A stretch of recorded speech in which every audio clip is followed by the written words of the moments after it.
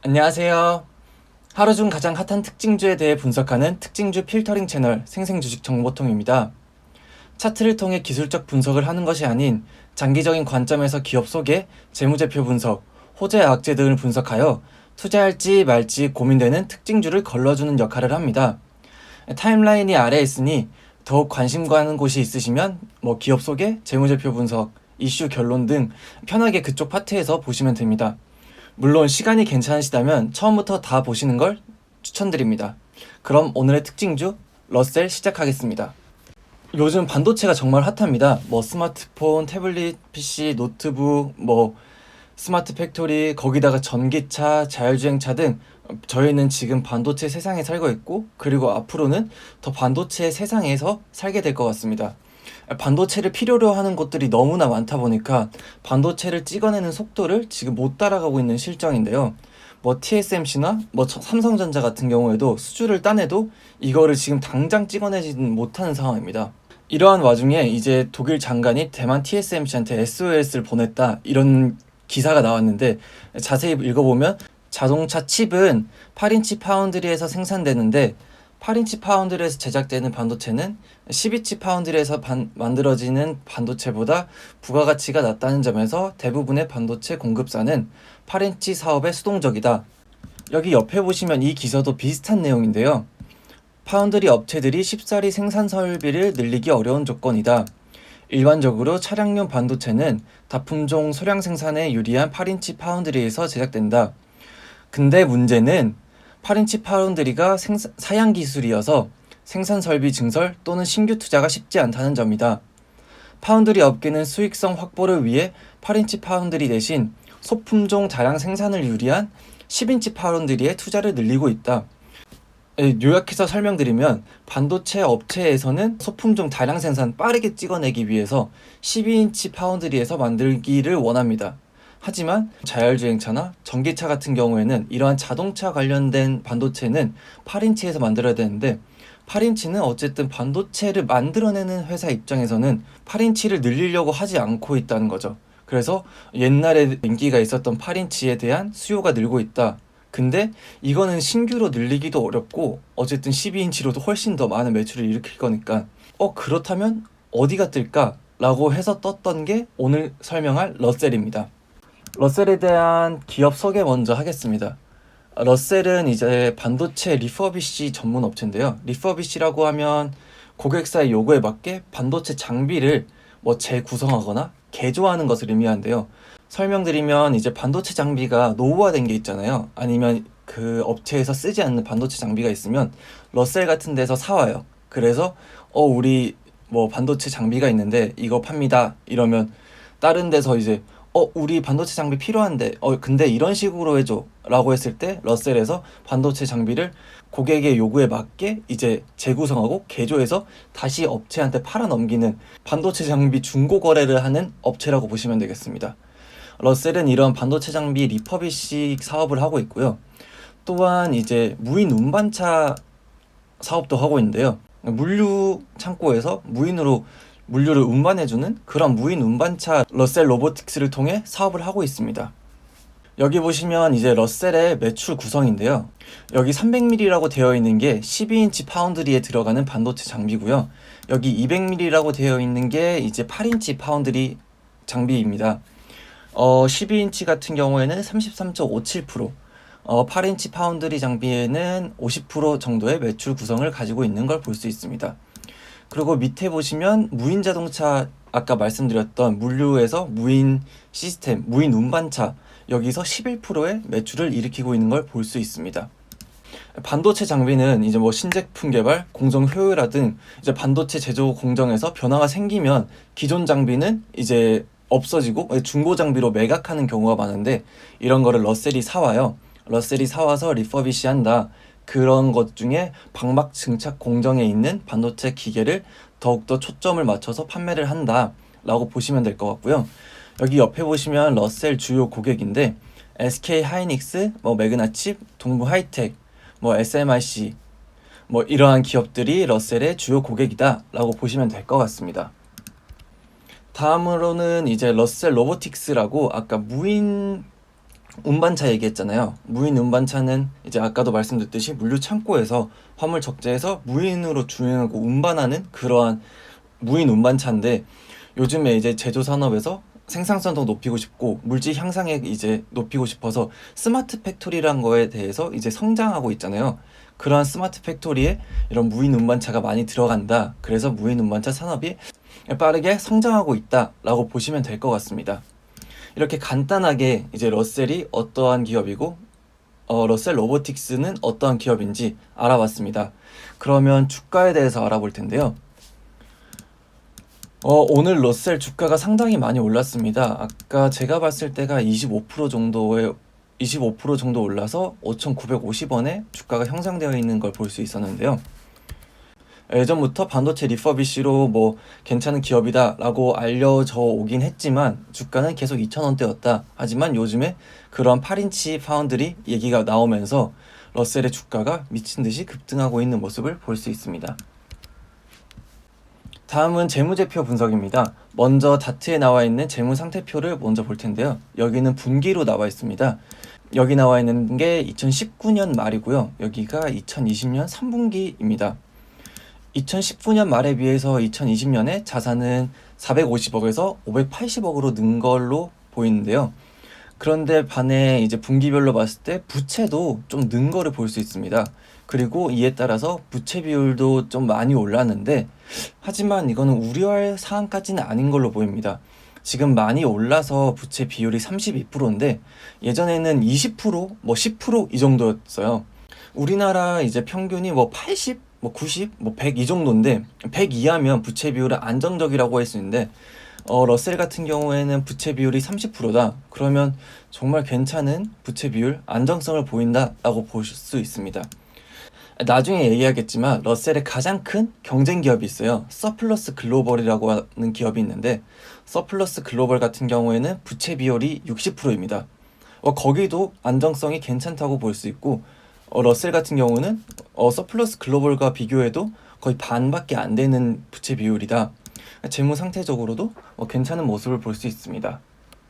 다음은 러셀의 이제 손익계산서인데요. 여기 보이는 5기 3분기가 2019년 3분기고요. 여기 6기 3분기가 2020년 3분기입니다.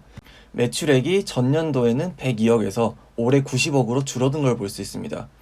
여기 같은 경우에는 러셀이 이제 수출에도 매출 포션이 많은데 코로나19 상황으로 인해서 수출을 많이 못하게 됐어요. 그래서 매출액이 조금 줄은 모습을 볼 수 있습니다. 매출 원가 또한 줄면서 영업이익은 되려 는 것을 볼 수 있습니다. 방금까지는 분기별로 재무 상태, 손익 계산서를 봤다면 여기서는 이제 연간별로 볼 텐데 연간 자산이 상당히 많이 는 모습을 볼 수 있습니다. 그 중에서도 이제 재고 자산이 많이 는 게 이제 눈에 띄는데 재고 자산이 2015년에는 34억, 그 다음에 16년에 37억, 17년에 59억, 18년에 136억, 19년에 180억 이런 식으로 재고 자산이 많이 늘어났는데 재고 자산은 이제 영업 과정에 판매하기 위하여 보유하고 있는 자산인데요. 러셀 같은 경우에는 리퍼비시 전문 기업으로 어쨌든 회사에서 중고 반도체 장비를 이제 사와서 그걸 재구성해서 개조해서 판매해야 되는데 재구성, 개조할, 즉 이제 판매할 상품이 많아졌다라는 걸 뜻합니다. 재고 자산이 늘었다는 걸 보시면 이제 이게 매출로 이어질 수 있겠다라고 보시면 좋을 것 같고요. 부채 비율도 이제 2015년, 2016년, 2017년에 조금 올랐지만 2017, 2018년, 2019년 이제 부채 비율도 꽤 괜찮은 모습을 보이고 있습니다. 다음은 연간 매출액인데요. 2015년에는 136억, 2016년에는 211억, 2017년에는 361억 이런 식으로 매출액이 좀 늘고 있는 모습을 볼 수 있고 영업이익 또한 크진 않지만 5억, 30억, 75억, 56억, 49억 잠시 이제 올랐지만 그래도 어쨌든 상승세의 모습을 보이고 있다. 당기순이익도 상승세의 모습을 보이곤 있습니다. 물론 매출액에 비해 영업이익이 적고 당기순이익이 적지만 그래도 적자는 아니다. 어쨌든 나아가고 있는 모습이구나 라고 보시면 좋을 것 같습니다. 다음으로 러셀 이슈 분석을 한번 해볼 텐데요. 아까 나왔던 기사를 한번 가지고 와봤습니다.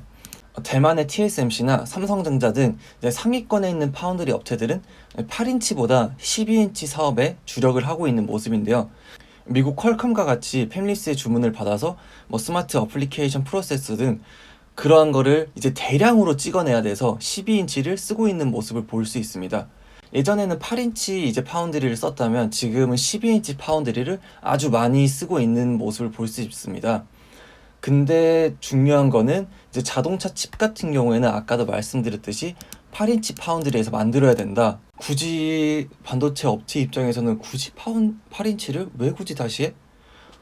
그렇다고 해서 8인치를 만들어 달라고 수요가 있는데 그렇다고 해서 8인치를 다시 생산 설비를 증설하고 신규 투자를 하고 그러기 어렵다는 거죠. 그래서 중고로 구매를 해서 생산 설비를 그나마 좀 늘리는 그런 경향이 많아지고 있다고 합니다. 여기 보시면 200mm가 8인치 파운드리에 들어가는 반도체 설비 장비라고 보시면 되는데 여기에 대한 매출이 러셀도 상당히 높은 것을 볼 수 있습니다.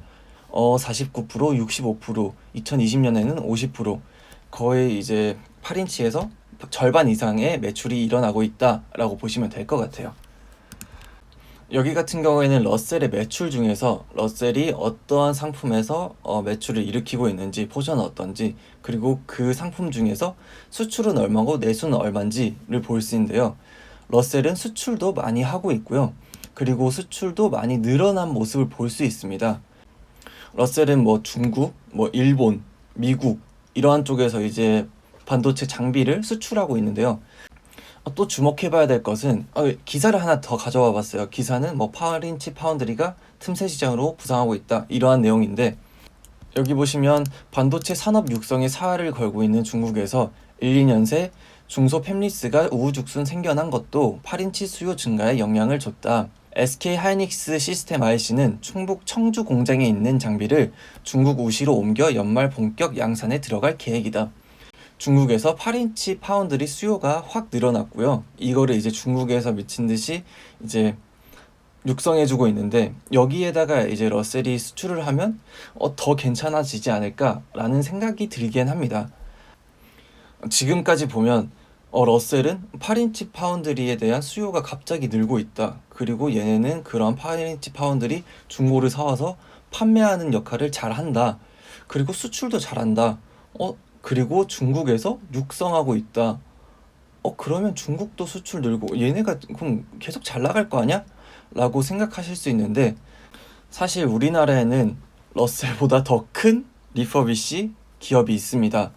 바로 아까 말씀드렸던 서플러스 글로벌입니다. 서플러스 글로벌 여기 밑에 포브스 뭐야? 라고 생각하시던데 서플러스 글로벌은 이제 포브스에서 2020년에 선정한 아시아 200대 유망 기업으로 불릴 만큼 여기 보시면 1위 사업자의 경쟁 우위 요소 서플러스 글로벌에 대한 설명입니다. 서플러스 글로벌은 지난 18년간 연간 1000여 대의 장비 거래를 통해 업계 최다 장비 거래 경험이 있으며 이를 통해 고객 및 거래 정보에 대한 자체 CRM을 구축해 신속한 의사결정과 가치평가가 가능해 경쟁력이 높다. 또한 대만, 미국, 중국 등 해외 법인 네트워크를 통해 글로벌 중고 장비 입찰에 대부분 참여하고 있어 주요 파운드리 업체의 장비 라인업 등의 정보를 구축할 수 있다. 여기는 서플러스 글로벌의 지역별 매출 비중인데요. 한국 30%, 중국 23%, 미국 20%, 대만 8%, 기타 17% 이렇게 볼 수 있듯이 서플러스는 세계 시장에서 거래선이 이제 확고하다라고 보시면 될 텐데요. 이게 뭐 큰 의미가 있냐라고 생각하실 수도 있는데 러셀 같은 경우에는 2020년에 NXP로부터 추가 수주 아니면 뭐 소니 같은 신규 일본 고객 그리고 신규 중국 확보를 통해서 2020년에 수출을 많이 할 것으로 기대가 됐으나 코로나로 인해 이제 만나기가 어렵잖아요. 그리고 이거를 판매하기가 어려우니까 매출이 2019년에 비해서 2020년에 조금 줄어든 모습을 볼 수 있는데 서플러스 같은 경우에도 코로나 처음에는 얘네도 그러면 어렵겠다. 수출을 많이 하고 있는 기업인데 어렵겠다라고 생각했지만 뭐 18년 동안 거래를 해왔고 그리고 예전부터 세계 시장에서 거래처가 확고하게 구축되어 있었기 때문에 크게 영향을 받지가 않았어요. 그리고 만약에 코로나가 지속이 된다면 어쨌든 러셀과 서플러스의 간격은, 수출 간격은 그래도 조금 차이가 있지 않을까. 왜냐면 서플러스는 원래 그 자기네들의 고객선이 있었기 때문에. 하지만 러셀은 이제 올라가고 이제 수주를 따내고 신규 고객을 확보해야 되는 입장인데, 코로나가 장기화되면 그게 좀 어렵잖아요. 이런 점이 이제 러셀과 서플러스의 차이점이라고 좀 보시면 될 것 같아요. 다음으로 보시면 이제 러셀이랑 서플러스의 매출액 그리고 당기순이익 차이를 볼 수 있는데요. 차이가 좀 많이 납니다. 러셀 같은 경우에는 2015년에 136억을 매출을 일으켰어요. 근데 서플러스는 954억. 2016년에 러셀이 211억. 근데 서플러스가 1000억. 그러니까 5배 정도 차이가 나는 거죠. 근데 고무적인 거는 이제 2017년에는 러셀이 361억. 그런데 서플러스가 117억. 3배로 줄었죠. 2018년에는 312억, 1,400억. 이래서 4배가 되긴 했지만, 그런데 최근에는 러셀이 2019년에 410억 매출, 서플러스 같은 경우에는 1,100억 매출. 어쨌든 2015년에는 격차가 진짜 한 8배? 9배 이상 났지만 이게 3배 정도까지 많이 격차를 줄여왔다. 그래도 괜찮게 가고 있다 라고 보시면 될 것 같아요. 러셀에게도 다른 무기가 있거든요. 그건 바로 이제 러셀 로보틱스예요. 무인 운반차가 아까도 말씀드렸듯이 스마트 팩토리로 인해서 이제 무인 운반차에 대한 산업이 확대되고 있다. 그리고 여기 보시면 2020년에 매출이 일어났고 이게 30억 매출인데 러셀의 전체 매출 중에 11%를 차지하는 것을 볼 수 있습니다. 여기 보시면 글로벌 스마트 팩토리 마켓인데요. 점점 늘어나는 것을 볼 수 있습니다. 예전 같으면 이제 물류 창고에서 사람이 옮겨서 여기로 다시 옮기고 재고 또 기록하고 이랬다면, 지금은 이제 디지털화 돼서 무인으로 옮기고 무인으로 운반하는, 그리고 재고도 잘 확인하는 그런 스마트 팩토리가 점점 늘어나고 있습니다.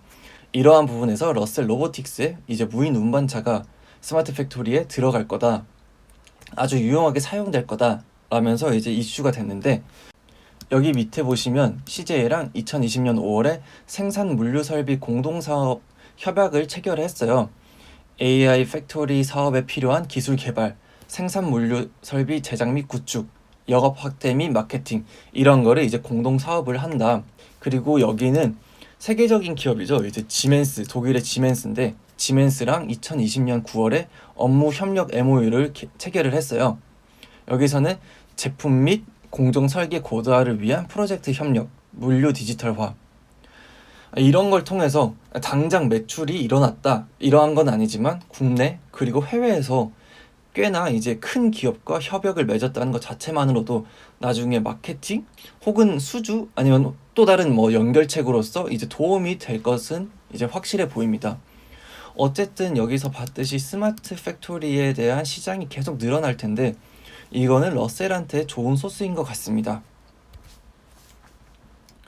러셀의 결론을 짓자면, 첫 번째, TSMC, 삼성전자 등 세계적인 파운드리 업체는 8인치 파운드리보다 12인치 파운드리에 초점을 두고 있습니다. 왜냐하면 훨씬 더 매출을 많이 일으킬 수 있기 때문이죠. 뭐 지금 같은 경우에는 12인치 파운드리에 들어오는 물량을 찍어내기도 바쁜 상황입니다. 그래서 8인치 파운드리에 굳이 이제 집중을 하지 않는 모습이에요. 그런데 전기차, 자율주행차에 들어가는 반도체는 8인치 파운드리에서 찍어내야 된다고 합니다. TSMC나 삼성전자 이런 곳에다가 이제 야, 우리 자동차 반도체 만들어야 되니까 우리 것 좀 찍어줘, 8인치 파운드리 좀 해줘 라고 해도 기업 입장에서는 12인치 파운드리가 훨씬 더 이제 매출을 많이 일으키는데 굳이 많은 돈을 들여서 8인치를 이제 증설할까? 차라리 이거를 중고로 구매하는 수요가 그래서 늘고 있다고 합니다. 그래서 러셀은 꾸준히 이제 매출을 늘리고 있는데, 여기서 중요한 것은 이제 서플러스 글로벌이라는 러셀보다 훨씬 더 큰 기업이 한국에 있다. 그리고 이미 서플러스 글로벌이 러셀보다 수출을 많이 하고 있다라는 것을 좀 알아주시면 좋을 것 같고, 여기서 두 번째 중요한 것은 러셀은 러셀 로보틱스 자회사가 있습니다. 아까도 말씀드렸듯이 이제 무인 운반차라고 해서 물류 창고에서 화물을 이제 무인으로 주행하는 그러한 건데, 요즘에 디지털 트랜스포메이션이라고 얘기가 많잖아요. 물류 창고도 예전에는 뭐 재고 그리고 사람이 지게차로 옮기고 이러한 거였다면 이제는 디지털화가 돼서 스마트 팩토리로 변하고 있습니다.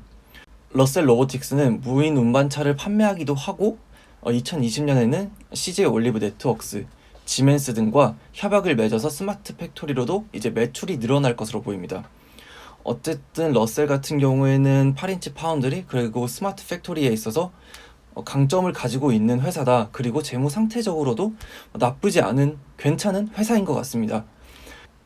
제가 말한 것만 보면 진짜 풀매수해도 될 정도의 좋은 기업 같아 보여서 그냥 풀매수를 이미 하신 분도 있으실 거예요. 그리고 들고 계신 분들이라면 워렌 버핏처럼 두잇 존버를 하고 계실 텐데 만약에 혹여나 지금 들어가지 않으신 분이라면 저는 제 생각에는 지금 1, 2주 사이에 주가가 거의 한 2배 가까이 올랐잖아요. 이거는 어느 정도 조정이 있을 것 같거든요. 그런 조정기에 들어가는 것도 나쁘지 않을까라고 생각이 듭니다. 물론 이게 조정이 없고 올라갈 수도 있죠. 왜냐하면 예전에도 봤듯이 뉴턴도 사람들의 광기 그리고 주가를 맞추진 못했거든요. 그러니까 제 생각에는 조정이 있을 수도 있으니 그때까지 조금 더 러셀에 대해서 더 자세히 공부를 하시고 자신이 그럼에도 좋다고 생각 드시면 그때 투자를 하시는 게 좋지 않을까라고 생각이 듭니다. 이건 순전히 그냥 제 생각이고요. 본 영상은 정보 제공용이고 투자는 본인의 책임이 있습니다. 그러니까 충분히 공부한 다음에 투자하시길 바랍니다. 그럼 오늘은 여기까지 하겠고요. 그럼 내일 뵙겠습니다. 안녕히 계세요.